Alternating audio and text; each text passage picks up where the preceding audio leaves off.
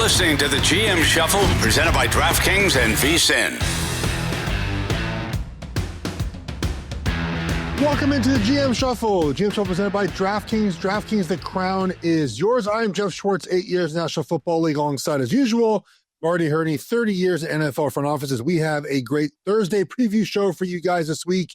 Week 14 National Football League.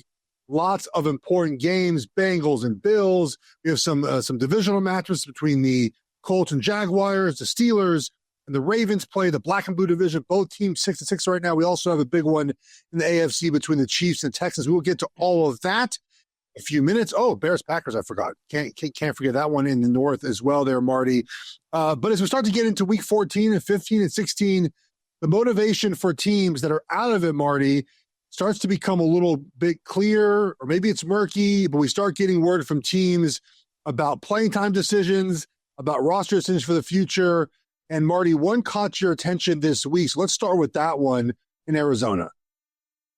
Yeah, the Kyler Murray situation definitely caught my eye. And you know what we're talking about, Geoff, is there's about 21 teams that still have realistic expectations of at least being in the playoff hunt, right? But that leaves 10 to 11 other teams that are looking toward next year. And whether it's the front office, not so much coaching staff, but ownership, the front office, you're already have an eye on the next year.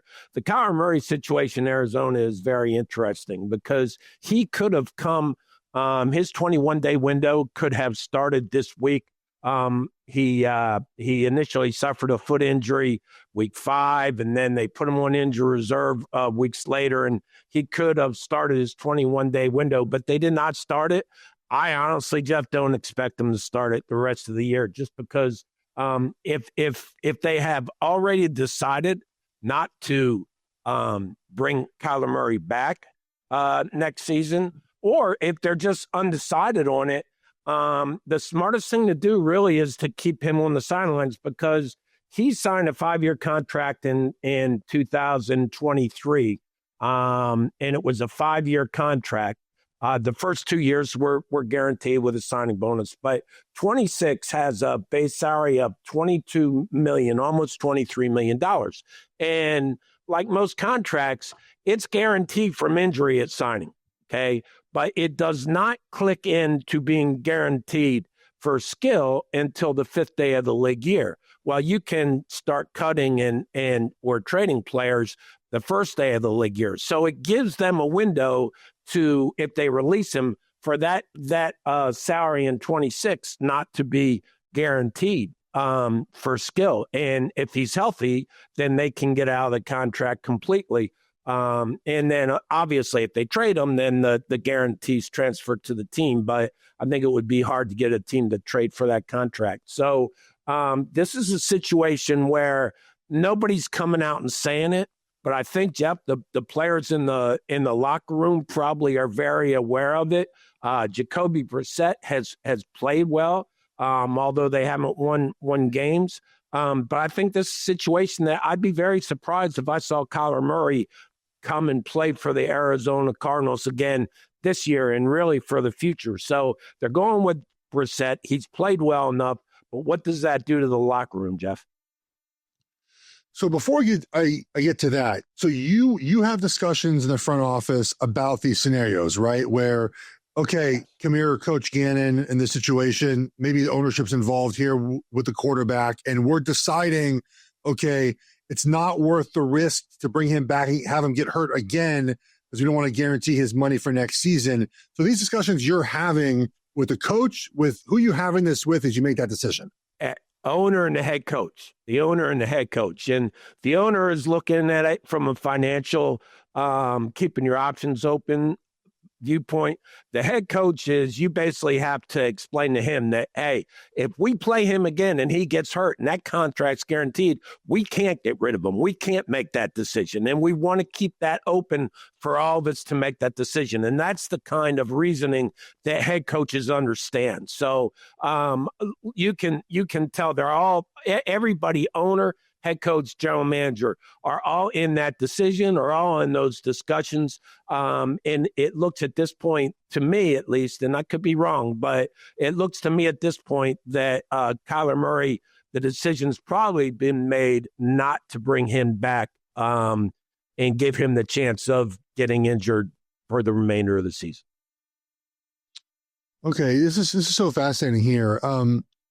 Okay, so Jacoby Brissett is doing a good enough job offensively where this feels like something that Arizona can get away with and continue to try to function offensively.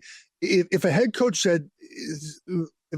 thought they were on a hot seat, Marty, and they come to you in this situation and say, look, man, I'm coaching for my job here. I need the quarterback back. Is that a calculation that you have to make as a general manager? Do you have to guarantee the coach has next season? Like, how's that discussion go if the coach feels like, now it's not really this situation, because I feel like Gannon thinks he can win with Brissett. But what's it like if a coach is on the hot seat and they want the quarterback back, almost like Zach Taylor and Joe Burrow in Cincinnati? How's that conversation go? Geoff, my number one role as a general manager was not to promise anything to anybody, because our business can change in 5 minutes, as you know. And I would just tell people, listen, right now, it's in our plans to have you back, but I can't promise anything. You know how much this business changes. I know how much this business changes. So we just have to focus on doing the right thing for the organization moving forward. And what is the right decision regarding our quarterback or whatever player we're talking about? What's the right decision to make there? Let's not look forward too far, because you just can't do that in this business. So we will have conversations as we move along, but let's just do one item at a time and do what's right here. Yeah, I mean, look, I think that's the best way to approach it, right? Because things change very, very rapidly. And you asked me the question as far as like do players feel these changes happening? And the answer is yes. I think players are very aware of what's happening. And if Kyler Murray was much better than Jacoby Brissett, I think players would feel pretty pissed about the decision, right? Because, you want to, first of all, you're not eliminated, right? So every player thinks they can win a championship until the second they're eliminated. I've been on teams that were, 6-6 or 5-5. After week 10, you're like, if we just get hot, we can get in the postseason and win a playoff game and win another play and win another play. Arizona right now is actually, it's funny enough, they actually are eliminated from the postseason. So they're 3-9 right now. So their motivation is going to change a little bit. But players that are still in it still want to win, even if it looks like they're not going to actually win anything, right? Like, we have to motivate ourselves every week, and motivating yourself to win a championship, to win that week, to help you get in the postseason, something that we have to use, even if you are not a good team. The Commanders are 3-9 right now, right? Their players understand their season's over, but there's still a little bit of hope in them, right? We get in at 8, we win 5 in a row. We're 8-9. We make a wild card. We go on a run. We've seen wild card teams obviously make them, make Super Bowls, win Super Bowls. Players think they can do that forever. Now, with Arizona being 3-9, eliminated from the postseason, Marty, this is the hard part about this sport, right? Where there's a team aspect to the sport, but also an individual part, right? Where you're looking out for yourself. And as soon as you get eliminated from the postseason, you start thinking about yourself a lot more. It becomes natural, right, Marty? How do you make sure that I do what I have to do to put out good film? What do I have to do to make sure that I don't get hurt, which is unfortunately part of the equation, right? Because getting hurt this time of year and then spending your entire offseason rehabbing is not ideal, right? That's not really the way that you would like to see your offseason go, especially if you're heading into free agency. And so some of those conflict, right? Because you want to help the team win, but you also know that you have to put out good film. And sometimes they're not mutually exclusive, right, Marty? Where right. You're being coached to do something, but that might not actually help you personally get to where you want to go. And as you get in these situations, you have to try to find a way to motivate yourself, set expectations every week, but also make sure that you're playing your best football. Because if you have a new coach, a new GM, if you're not tied down to the organization, you're not likely to remain. Yeah, at some point you're auditioning every day, right, Geoff? Especially if you see changes coming in the future. So it does focus on the individual more when you're out of the playoffs. It really does. And look, 2010, we were 2-14. I don't have to bring this up to you, but John Fox told us about week 7 or 8, like, guys, I'm gone. And so make sure you guys play hard for yourselves, for individually, as a team. And I appreciate the honesty. I'm not sure we get that in many other situations, but the fact was he let us know, so it gave us an expectation of where we should be. I think it really actually helped us. We didn't win many games, but it helped us with the mindset of how to approach the back half of the season. Like, hey guys, look, I'm going to be fine. You guys make sure that you put out film you need to put out to help you get to your next job, essentially, right? He goes, I'll be fine. He was hired by the Broncos. He was fine. Right. And I appreciate the honesty that John Fox gave us. And then that year, Marty, was difficult to motivate ourselves. We went to Pittsburgh. It was a final Thursday night football game of the season. I believe we were 2-12 and they were 10-3. I mean, they were 2008, right? 2010. Yep. Steelers are good. Yep. And their defense was number one in the NFL against the rush. And I remember the night before the game, as an offensive line, we always met in our hotel room and we played cards, ate a snack, and went over our game notes that our offensive line coach prepared for us. I remember us joking, only time in my life where we openly sort of said to ourselves, like, guys, we're going to get our asses kicked, but let's rush for over the average that Pittsburgh was allowing that season. I think it was like 68 yards a game. And we did. We rushed for over 70 yards that game. We were super excited as offensive line to do that. We lost 27-3. You have to try to find motivation, right? Like in the bad. And that's how we did it for that game. We knew we weren't going to win. Only time in my career we ever sort of talked about, we're not going to win this game, guys. We're just not going to do it. Like, let's make sure that we handle our business up front, put out good film, and set a goal for us. I would imagine those discussions, maybe not quite that way, are happening in these buildings with players alone, not with coaches, about, hey, guys, like, it's not going well, but we have to set standards for us and play up to our standard for ourselves as a group, but also so we put out good film. And that was sort of our mindset there to end that season. Yeah, and that's the other problem is that general manager, you have to deal with the head coach and coaches like that think they may be out of a job, and now they're starting to look for jobs next year. There's a lot of issues when you're out of the playoffs. There are. And we're going to talk about some of those with the Falcons and Cousins, Mike McDaniel, and the Eagles fans as well. I will do that next. GM Shuffle presented by DraftKings Network.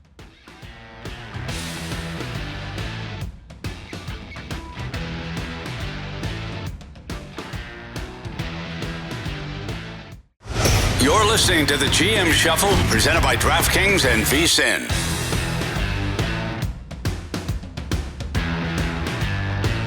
Welcome back to the GM Shuffle. Let's get into some more news and notes about sort of motivation and where teams are at right now. Then we'll talk about the good teams, Marty, that are playing this weekend, that very important games they have for playoff jockeying.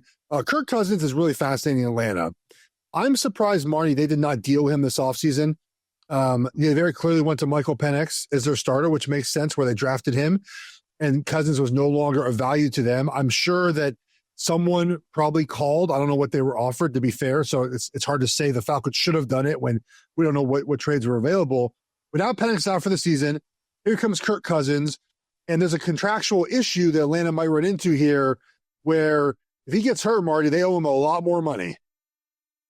They do. And it's a really unique situation, Geoff, because they signed him to be the starter and gave him big money. And he also has a no trade clause in his contract. So he can refuse to be traded to anybody.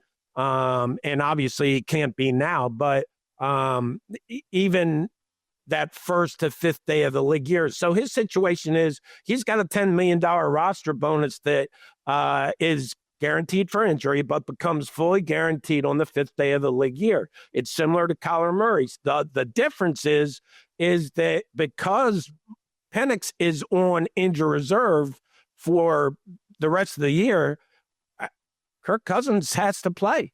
He has to play, and unless they decide to bench him and play Easton Stick, but that's just not going to happen right now. It might happen in a couple weeks, but they're in a situation where, they're probably crossing their fingers because I don't see how they bring Kirk Cousins back under his current contract. But again, that's $10 million that's guaranteed for skill if he gets hurt and is injured and cannot play by the fifth day of the league year. So Those are some of the things that the front office is dealing with. Right now, the coaching staff, the players are not really involved in that. I know that in Canton, there's obviously a Hall of Fame wing for all the players, and there's a Hall of Fame wing that includes coaches, right, contributors as well. Is Mike McCarthy going to be up there for getting Kirk Cousins all these contracts? Because, I mean, there is nobody who has done a better job of getting their client these deals, Marty. I mean, Kirk Cousins is a business Hall of Famer for getting guaranteed money the way he has. He has never been like a top 10 quarterback. Like, you know, of course, the trade you make, obviously, when you take guaranteed money is you might get a little bit less, you know, on the whole, right? Like Mahomes is getting a $500 million contract over 10 years. Cousins is not getting those, but he's getting an entire contract guaranteed. Like, I don't think that we really fully understand how impressive this has been, because we've talked about quarterbacks, at least I have, wanting them to stand tall and firm and try to get the Deshaun Watson contract, the fully guaranteed contract. And they haven't done it, except Cousins. He has earned $320 million so far in his career. Yes, he has. His cap number next year is $35 million. $35 million cap number next year. And, you know, the only reason he's playing right now, obviously, is because of Michael Penix's injury. So I'm assuming that they are looking at all their exit plans with Kirk Cousins. And, you know, I again, with that contract, I don't see anybody trading for the contract, but they would probably choose to release him before that roster bonus becomes guaranteed for skill. Yeah, I would imagine that happens, and they just roll with Penix, obviously, moving forward. The Miami Dolphins announced that Coach Mike McDaniel is going to be back. They have won 3 in a row. They beat the Bills, the Commanders, and the Saints. They have the Jets, Steelers, Bengals, Bucks, Patriots. They could make themselves not a playoff team, but very interesting here down the stretch, Marty. What do you make of the Dolphins bringing back their coach? Well, I don't think they have had choice. We talked about this even before that came out, Geoff, and it's all about the quarterback's contract. In my mind, they cannot get rid of Tua in 26. They cannot.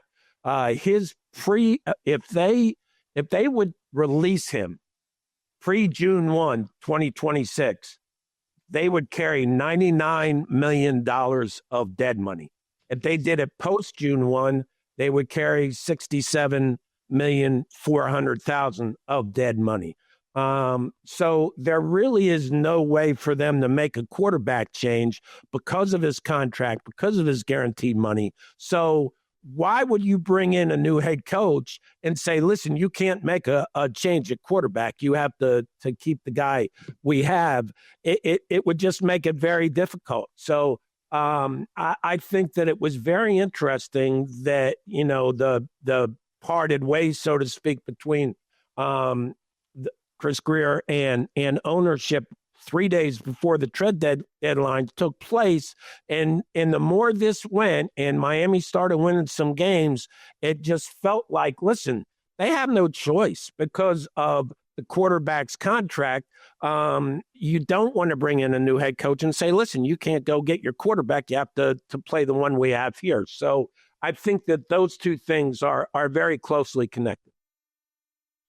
I'm in agreement with you there. Look, I don't know how good of a coach he is on the whole.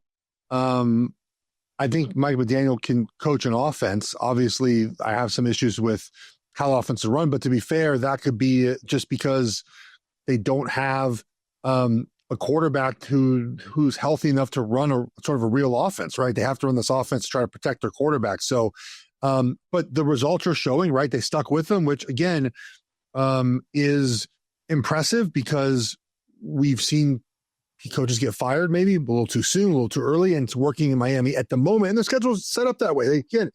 They could win 8 games. Jets, Steelers, Bengals, Bucks, Patriots, and week 18, who knows what New England will be playing for in that game. We'll talk more about the Jets, Dolphins in a little bit. Last sort of news item before we get to, actually 2 more news items quickly before we get to our games here, Marty.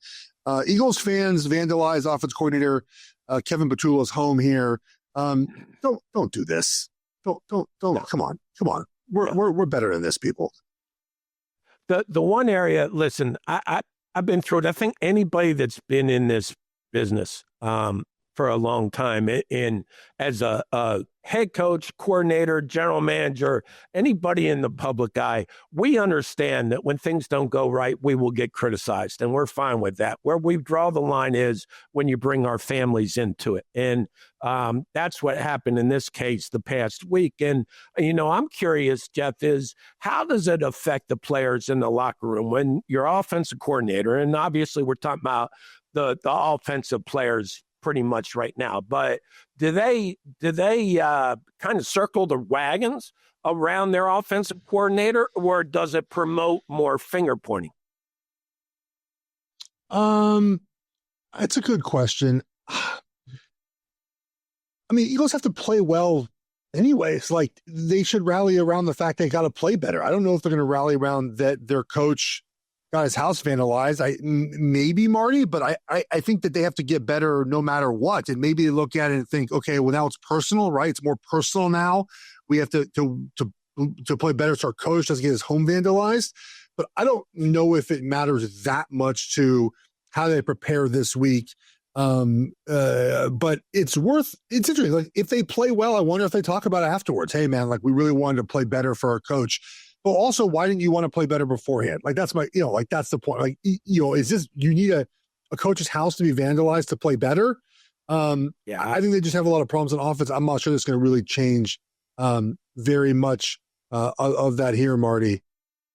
And you and I have talked about, Geoff, I think anybody is naive to think that Kevin Petula is the only one that has impact on what the offense is doing right now. I mean, Nick Sirianni, you've said it several times, he's an offensive coach. You don't think he's involved? I mean, it isn't one guy's fault. And I think that the Eagles are still in a position to fix things and right things and get back to the offensive formula that worked for him in previous years. And obviously, a lot of it has to do with the running game. We've said Howie Roseman builds these teams starting with the offensive line and the defensive line, and that's where their success has to start. And I think that in a lot of areas, the offensive line has had some injuries, lacked some continuity. The offense has not felt in sync for several weeks, probably more.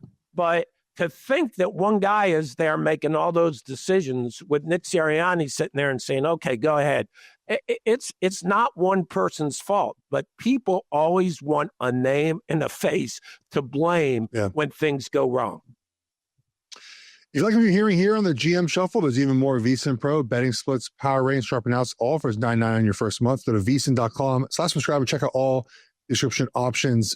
Finishing up here, does Sirianni have to take more control of this offense? I know maybe he's not the best play caller. He has given up that in the past when he's been the OC, but it does feel like they're at a sort of make or break point now. We talk a lot about the success of teams with new coaching and new coordinators about this time of year, right? Chicago strikes me as one of them, New England, right?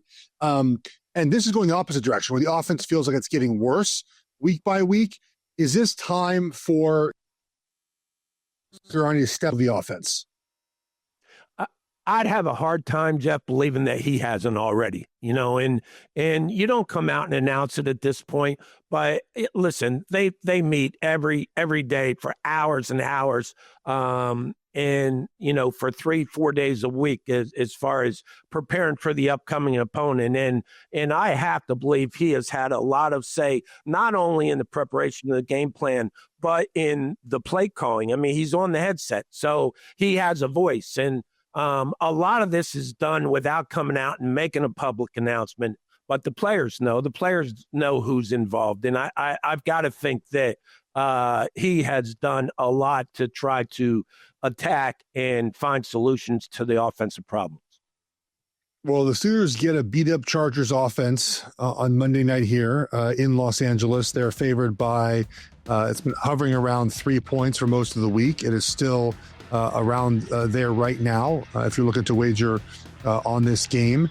And curious because the Chargers got to keep winning to make the postseason. Obviously, big game for the Eagles here to look better against a good Chargers team, good Chargers defense. Now it's offensively. We'll see if Herbert ends up playing. I think he's going to play. Let's start previewing all the Week 14 games next. We'll start with Pittsburgh and Baltimore here on the GM Shuffle, presented by DraftKings Network.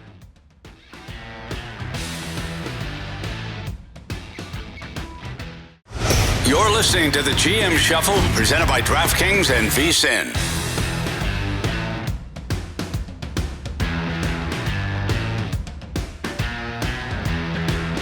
All right, we're back on the GM Shuffle. Time to get into game previews here. I don't think people expected a Steelers-Ravens game in Week 14 to be featuring both teams at 6-6, but here we are. Baltimore's favored by 6 here, Marty. Total is 42.5, and I feel like the off-the-field story in Pittsburgh is maybe driving the number in this game, but there is a lot of call now from Mike Tomlin, from former players, James Harrison and Big Ben and some players on social media as well. I've heard Willie Colon talk about this. It does feel like there's a growing chorus of voices that it's time for Tomlin to move on. Is there any motivation this week? Is there any difference this week? I don't know, but something's not right in Pittsburgh right now.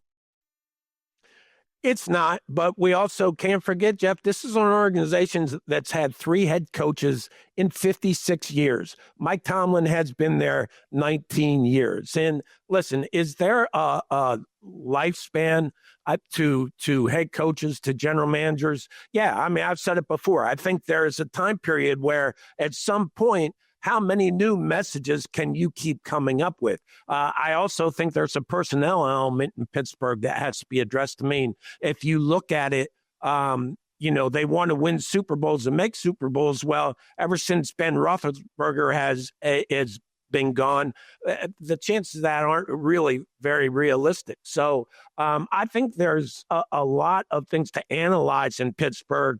But obviously, when a head coach has been there for 19 seasons and people don't care about the winning record and the non-losing record. I mean, especially say like Pittsburgh, that they are used to winning championships and they want to get back and win a playoff game, which they haven't done for a long time, and make a run in the playoffs. So I think that the fans, this has been out there for a couple years, but it really has not been the nature of the Rooneys, of ownership, to make changes at the head coaching position.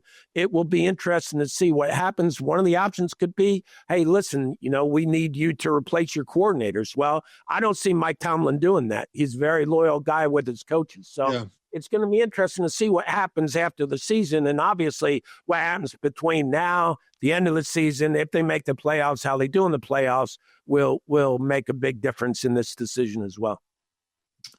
The Bills last weekend against Pittsburgh ran 31 plays from the exact same formation, and the Steelers gave up 189 yards rushing on that sack formation with the 2-run plays, duo and zone weak. I mean, it's just they don't line correctly on defense. The Ravens aren't playing any better either. Like 6 points here feels way too much for Baltimore. Baltimore's got to figure things out too, because here comes the Bengals coming up. We'll talk about Bengals-Bills here in a second, but both these teams, man, win obviously vaults them one spot closer to winning the division. But it feels like Baltimore, if they want to make the postseason, have these aspirations to go deep in the postseason, they got to start playing much better this week. Mentally, I think the advantage definitely goes to the Ravens. And one of the things I did like this week coming out of Baltimore was that Lamar practiced on Wednesday for the first time in months, Geoff. And I think that for the Ravens to be the team that we expect them to be at the beginning of the year, and for them to win this division and make a run in the playoffs, Lamar Jackson's got to start running the football. I mean, he is a weapon that they really haven't used, for most of the season. So I think that's a plus that he practiced on Wednesday. I think the fact that the Ravens, I had counted them out. I'll tell you that. I didn't think that they had a chance to get in this position. And so they have been chasing all year, and now they're at a point where, hey, this is what we've been working for. We're in the position that we worked really hard to get to in the last 6 weeks. On the other side, the Steelers, who were out in front, now they're fading. So I think the mental edge goes with the Ravens right here. I think they are going to play in the better football. And this is a chance. Their whole mindset is, hey, let's go in, win this game, win out, and be ready for the playoffs. Bills, Bengals coming on high after Joe Burrow last week upset the Ravens. The Bills sort of got back on track last week. They're probably not winning the division, but very clearly in the wild card hunt here. The Ravens are 2 back in the division. The Bills are also 2.5 back, as New England finally has, I believe, their bye this weekend. How do you see this one going here? I think Buffalo is much better, even with the Bengals being Baltimore. They're favored by 5.5 here. The run defense does worry me for the Bills, but the Bengals don't really specialize in running the football, Marty, as we know. The Bills played a game last week I thought they have to sort of play, running the football, Josh Allen doing what he has to do. I lean Buffalo here in sort of a must-win for both of these teams. Yeah, I would lean Buffalo too. I think what we saw last week, though, and I think what has to happen for the Bills here through the regular season and into playoffs, Josh Allen's just got to take over. I mean, he really does have to be. He's got to take over with his legs, with his arm, and then he's got the running game that is going very well and can help him. But I think that this is a game. I give the edge to the Bills. I'm not going to bet this game because I do think the Bengals, Joe Burrow coming back, the threats in the passing game, they're playing a little bit better on defense. I think they're starting to play better, and in their minds, they're still not definitely out of it. So I think this is a closer game than people think, but I do think it's a high-scoring game. I think high scoring is probably the way to go here, but 53.5 is a huge number in National Football League. So, I probably tend to think I'm going under more than over, but I would agree that I do think that this is a game that will feature more points than not. A huge game, Marty, in the AFC South. Jaguars 8-4, Colts now down to 8-4. I know what the Colts are. I bet them to miss the playoffs a month ago. I had a feeling this was coming based off of, Jonathan Taylor slowing down a little bit and the offense, being so predicated on Daniel Jones is not where they want to be. And when Taylor has struggled, the offense has also struggled. So I'm not surprised to see them come down a little bit. I thought their defense wasn't as good as the numbers had shown game to game. We're starting to see some of that regression as well. Jones is playing with a fracture in his ankle. It's hard to play with a broken leg here.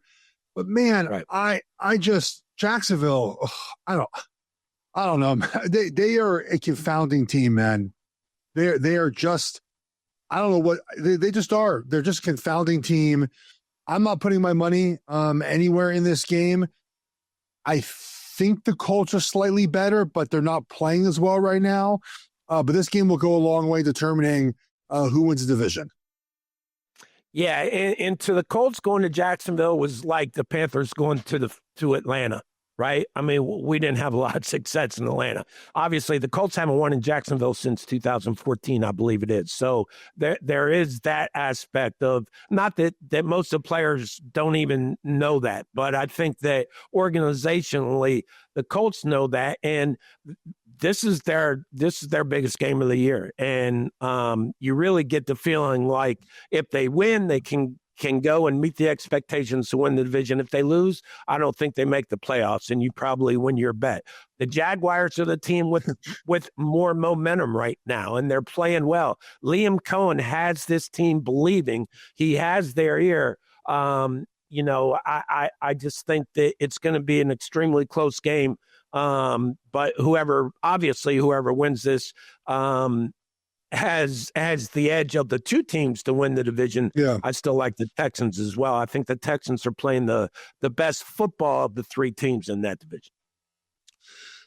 Quick note on Jacksonville's offense since week 9. They had a week 8 bye. Week 9, the team is 4-1, but the offense is averaging nearly 9 more points per game. 3 more first downs. They're better on third down, and they're better in the red zone scoring touchdowns. So To your point about Liam Cohen starting to figure out where they should be offensively. On the flip side, in November, 4 games for the Colts, they averaged 12 less points than they had previously, less yardage, they had more punts, and they had more 3 and outs. So, their offense is sort of slipping a little bit, and we'll see what happens in this game in Jacksonville. You mentioned the Houston Texans going to Kansas City, Marty. Mahomes might not make it out alive. I don't know a better way to put it.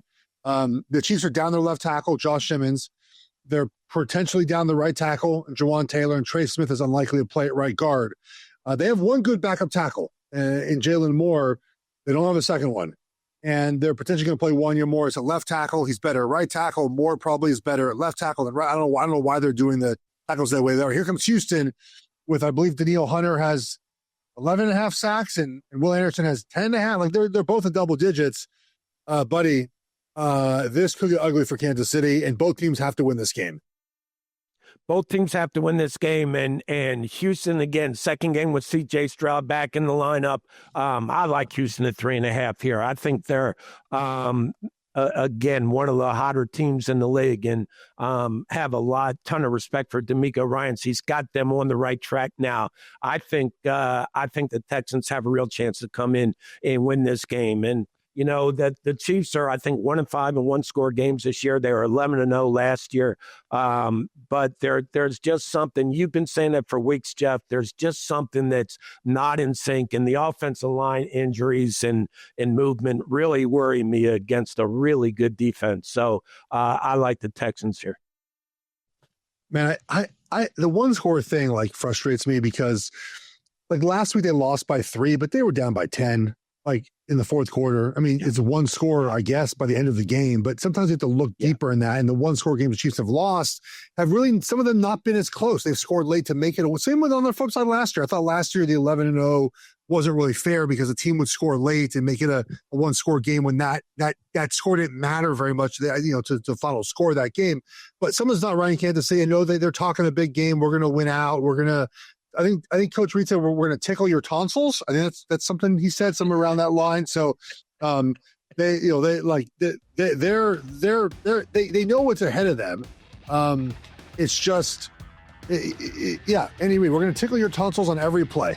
So, I don't know what that means, Coach Reed, but if it means you score more points and you play better on defense, sign me up for that. We'll see. The offensive line thing, man. It's just it's a real issue in this game. So. We'll get back to previewing some NFC matchups, some big games in the North and the South. We'll do that next. GM Shuffle presented by DraftKings Network.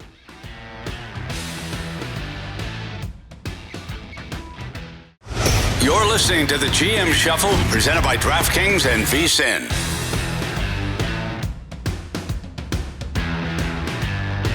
Welcome back to the GM Shuffle here. Week 14 preview continues. We'll have some best bets here at the end of today's show. All right, Marty, a big battle here in the North. The Bears at the Packers. The Bears 9-3 are going to their Bears number 1 seed in the NFC right now off a win against Philly. The Packers beat the Lions, as we know, last week. Where do you stand on this game? I don't really know what to believe for the Packers. I still don't trust them quite like I should. What are your thoughts on this one? Well, I have strong thoughts, and I've really been bouncing back and forth all year on the Packers, but I'm starting to be on the plus side again. But the one thing that, that they played their best game last week, and Jordan Love played his best game last week. And if you look back his history, he's only 5-4 in December, Geoff, wins and loss wise, but he plays his best football in the month of December. He had 16 touchdowns versus 1 interception in December. And I think that he historically has come out and had his best games in the month of December when they count the most. So I know the Bears won a lot of close games. There's been a lot of talk.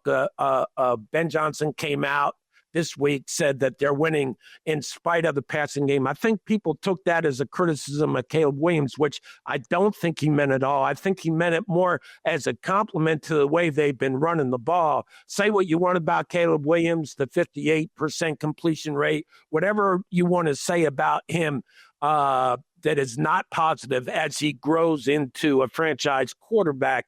I think that you have to point to the five fourth quarter comebacks. I mean, he's a second-year quarterback who has 5 fourth quarter comebacks, and those are the type of things we track with quarterbacks. With that said, I think the way that the Packers improved and played last week, and then the way that Jordan Love has played in December, and we saw a glimpse of that last week, I like the Packers here. The thing I think will be difficult for Chicago is off that big win on Friday, how do you emotionally come back to this one, right? We're all talking about you as the 1 seed. We're talking about how things have sort of turned the corner. The Packers have done this for a while now, Marty. They're not going to be fazed by having to play another tough game. So how does Chicago, knowing that, continue to play well? Right now, again, Chicago's defense, I think, is not as good as maybe the numbers, the points total, the total points would suggest. So I think the Packers can move the ball in this game. 6.5 is a lot. Total 44.5. I'll probably stay away from this one as far as making a wager in this game, but it wouldn't surprise me. The Packers just won easily. Teasing the Packers makes a lot of sense here. Before we get to some of the bad matchups, we have not touched on Thursday Night Football quickly, Marty. If you're listening to this on Thursday, we'll give you a little taste of what we like here. Cowboys at the Lions. Cowboys making a push. Lions need a win. Lions here by the flat 3. Total 54.5 here. Quickly, I like Jahmyr Gibbs over 4.5 receptions. No Sam Laporta and potentially no St. Brown tonight. This is a Thursday night game, by the way, where both teams on full rest. So any of the angles for short rest does not apply here. They both played on Thursday, Marty. What do you like in this game?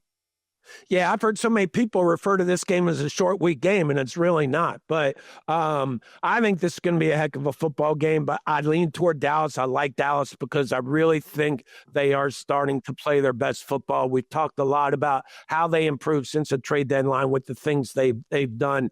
And Detroit, I love Dan Campbell. I think he's one of the best head coaches in the league, but him taking over the play calling, we don't know yet whether that's been a good thing or a bad thing. And, beginning of the year, we were worried about losing both coordinators, and it looked like they had made that transition smoothly. But offensively now, I'm starting to wonder whether it was as smooth a transition as we thought. So I think we have to find out about the Lions' play calling offensively and really how they're going to attack these last 5 games. But I think the Dallas is playing as well as anybody in the league right now, and their offense will score, I think, 30 points easily, and I just like them to win this game. Well, the first sort of bad game I want to get to, because I want to talk about this subject. I didn't get a chance to do this the last couple of shows we've been on. The Broncos go to the Raiders, and the Raiders fire Chip Kelly as OC. And the reports came out that Chip Kelly, the offensive coordinator, was calling to do 2 things: forgetting to tag motions on plays, which is possible. And the other one was that he was just calling plays that weren't on the play sheet. And I call BS on that one, Marty. I call absolute BS on that a offensive coordinator who has 100 plays on their play sheet, 200 plays on their play sheet, is just calling random things that are not practiced that week, that not been installed that week. That'd be a first for me. I play with 7 offensive coordinators, Marty. That'd be a first for a coordinator just to decide to call a play that no one's run the entire week, that you haven't taught. Now, can you go on the sidelines between drives, Marty, and discuss adding a play or changing a call? Yeah, sure. But that's been discussed, right? You can't blame that on a coach deciding to do whatever he wanted. Chip Kelly, whether you like him or not, has been a respected offensive coordinator. He just won a national championship in college football last season with one of the best offenses in college football.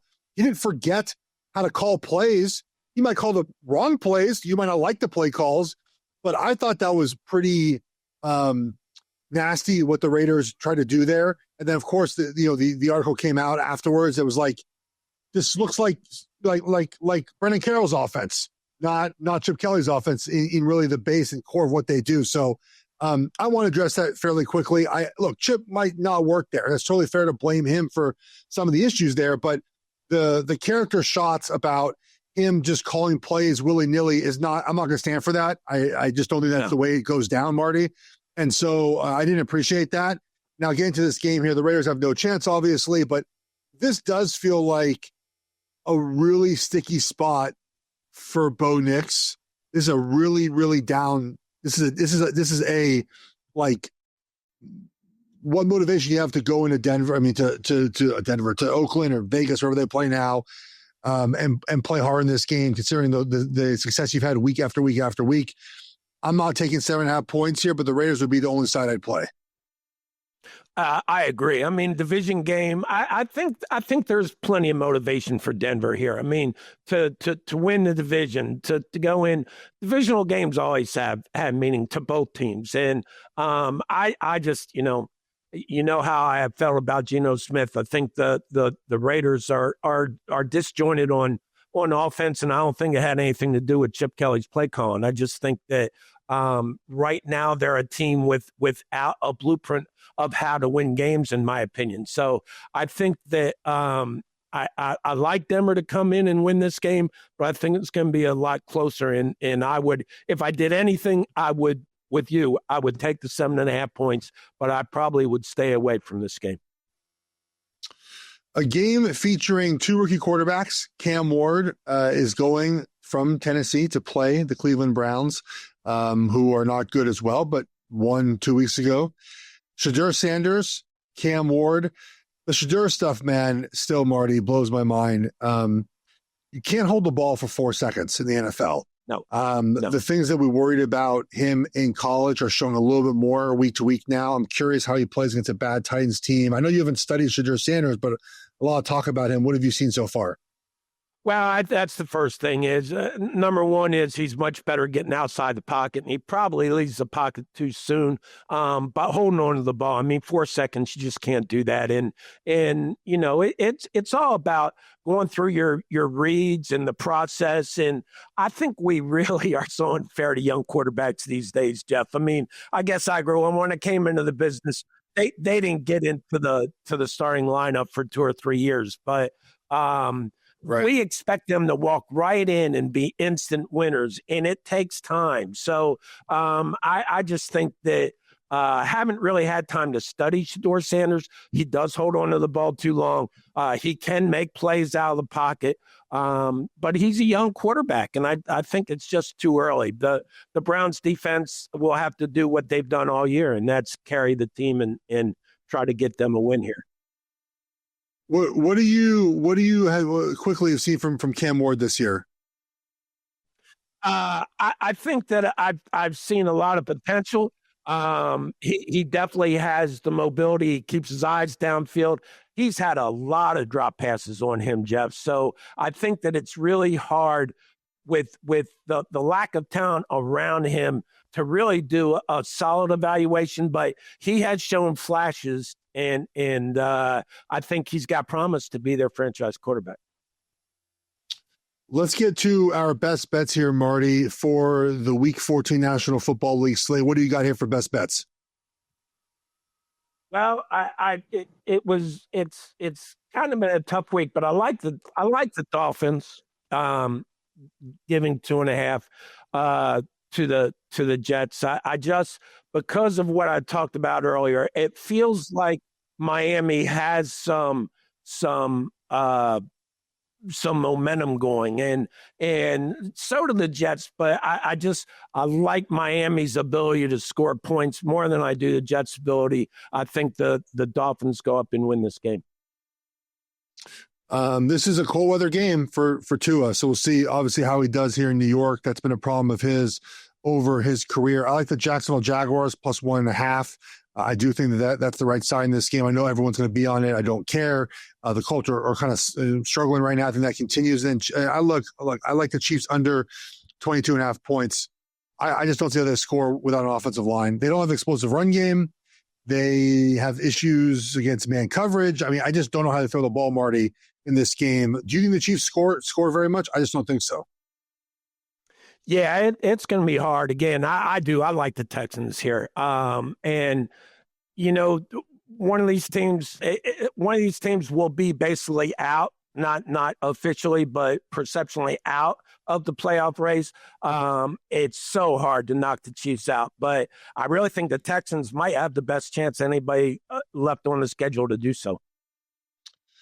Yeah, Chiefs lose. They're undoubtedly out of the picture. I mean, Houston can still lose, I think, and win. And they got 2 games against the Colts, I believe. Like, they have division games left. The Chiefs are obviously hoping for a wild card spot now. So a must win for Kansas City. They have not won the must win game. If you have to win a must game, you must not be very good. And that's what the Chiefs are sitting at right now. Marty, as usual, we have our shows on Monday to recap, our show on Thursday, like today, to preview the games of the upcoming week. Please give us a rating, a review, subscribe. It's free to subscribe on YouTube. Helps out the show if you're watching on that platform. On a podcast platform, please share. Really appreciate it. Take care, everyone. Hope you enjoy the games week. We'll talk to you guys on Monday.